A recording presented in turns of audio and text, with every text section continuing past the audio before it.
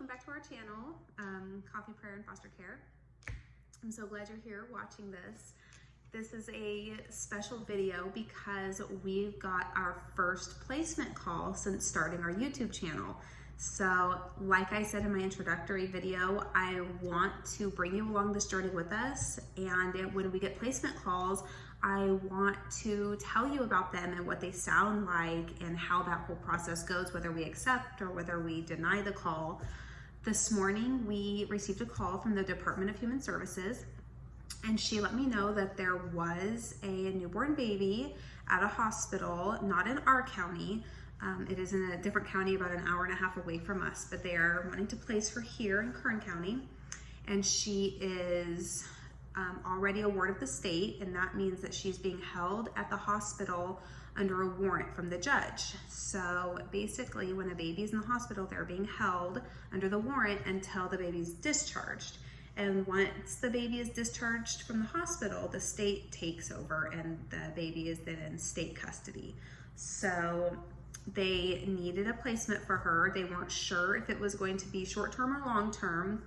They do know that she has other siblings that have been born that are in foster care or have been adopted through foster care.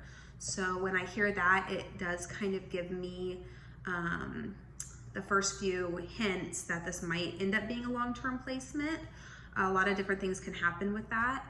That she did say that the baby was not born with any drug dependencies, so that's wonderful, great news.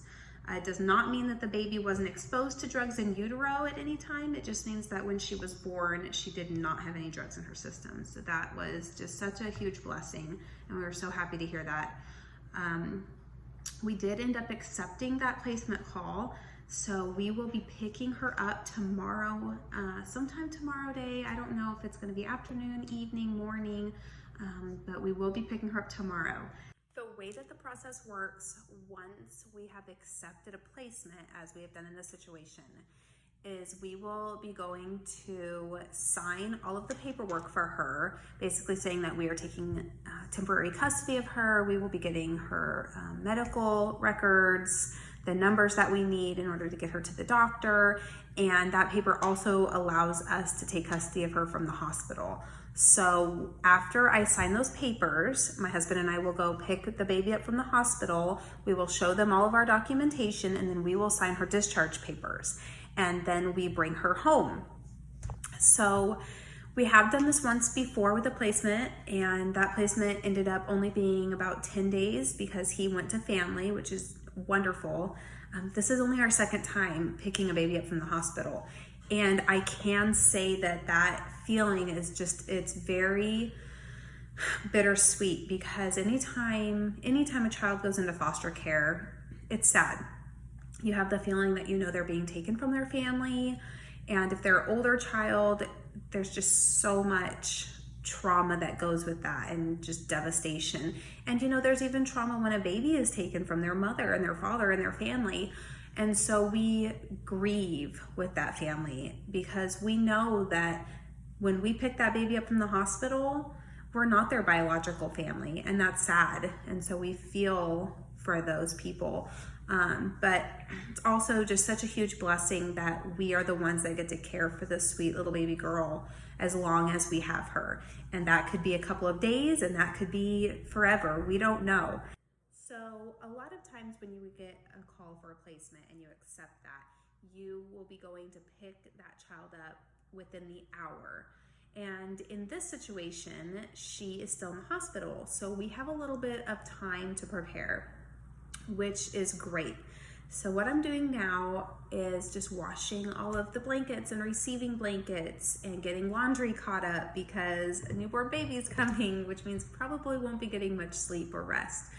I am washing all of the baby girl clothes that we have, getting those out and ready, and just making sure the pack and play is up for when she gets here, making sure we're stocked on formula, getting the bottles out, just basically getting everything ready for when she comes, because we have the ability to do that, and we have a little bit of notice.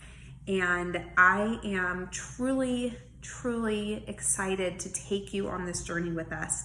So I will be updating you as I get information, and tomorrow I will be filming our drive to go get baby girl and filming that entire experience as much as I can.